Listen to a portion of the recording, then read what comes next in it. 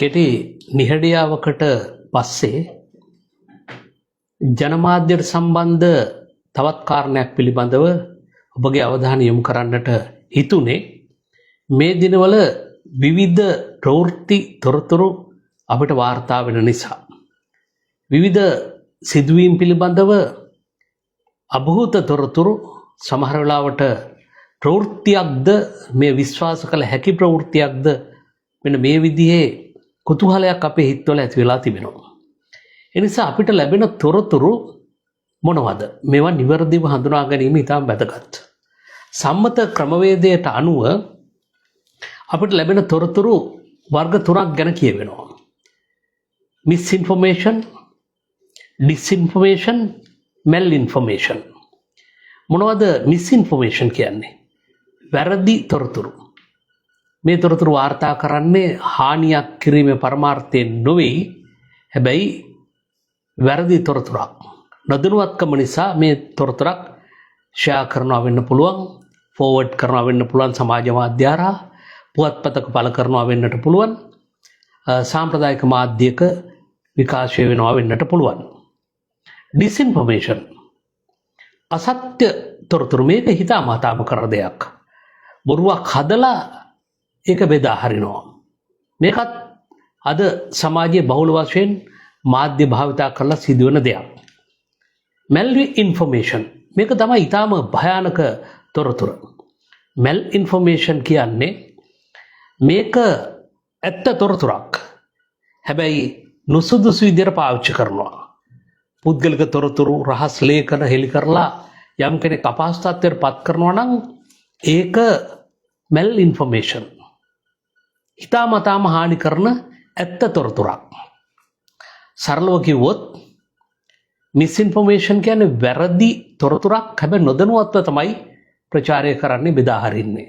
ඩිස්ඉන්ෆර්මේෂන් වැරදි තොරතුරක් හිතාමතාම අපි වාර්තා කරනවා, ප්‍රචාරය කරනවා.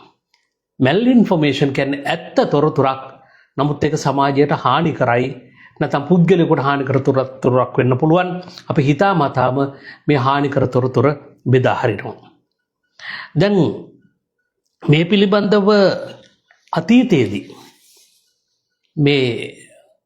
මේ තොරතුරු තුන ගැනම බුදුරජාණන් වහන්සේ දේශනා කරලා තිබෙනවා වචන කීපයකින්. බුදුන් වහන්සේ කියනවා අභූත වචන, ව්‍යසන වචන, විසුනා වචන, සම්ප්‍රප්ලාප, බොරු, වැරදි, හානිකර. මේ විදිහට හතරකට පැහැදිලිව වෙන් කරලා කියනවා අද අපි කතා කරන මේ මිස්ඉන්ෆර්මේෂන්, ඩිස්ඉන්ෆර්මේෂන්, මෙල් ඉන්ෆර්මේෂන්. මෙල් ඉන්ෆර්මේෂන් එක හරියට හතරකට බෙදලා බුදුන් වහන්සේ දේශනා කරලා තියෙනවා. මිස්ඉන්ෆර්මේෂන් කියන්නේ අභූත වචන, නොදැනුවත්කම නිසා කියන වැරදි. දැන් බුදුරජාණන් වහන්සේ කියන ඩිස්ඉන්ෆර්මේෂන් මුසාවාදය, බොරු. හිතාමතාම බොරු කියනවා. මේක පංචශීලයේ සිව්වෙනි ශික්ෂාපදයේ කඩ කිරීමක්. මෙල් ඉන්ෆර්මේෂන් පිසුනා වාචා, නින්දා සහගත වචන. ඇත්ත වුණත් ඒක කියලා දෙන්නෙකු අතර ભેදයක් ඇති කරනවා, සමාජයේ ගැටණයක් ඇති කරනවා. මේක බුදුන් වහන්සේ ඊටාම හොඳට අභය රාජකුමාර කියන සූත්‍රයේ දේශනා කරලා තිබෙනවා. මේ ගැන වැඩි විස්තර දැනගන්න ඕන නම් ඔබ අභය රාජකුමාර සූත්‍රය අරගෙන කියවන්න. ඊටාම පැහැදිලිව බුදුරජාණන් වහන්සේ උපමා සහිතව කියනවා කොහොමද යමක් ප්‍රකාශ කළ යුත්තේ, තේරුම් ගත යුත්තේ. මිනින්දණු පහක් කියනවා. සත්‍යං වා, භූතං වා, අත්ථසංහිතං වා, කාලේනවා, මෙත්ත චිත්තේනවා කියලා. මේක අභය රාජකුමාර සූත්‍රය අරන් බලන්න.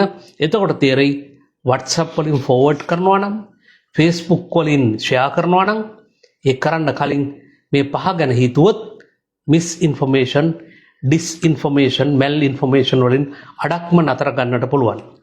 මම හිතන්නේ බුදුරජාණන් වහන්සේ අවුරුදු 2600කට පෙර අපිට කියලා දුන්න ඩිජිටල් සාක්ෂරතාවය, ඩිජිටල් ලිටරසි එක ඒ සූත්‍රයේ තියෙනවා.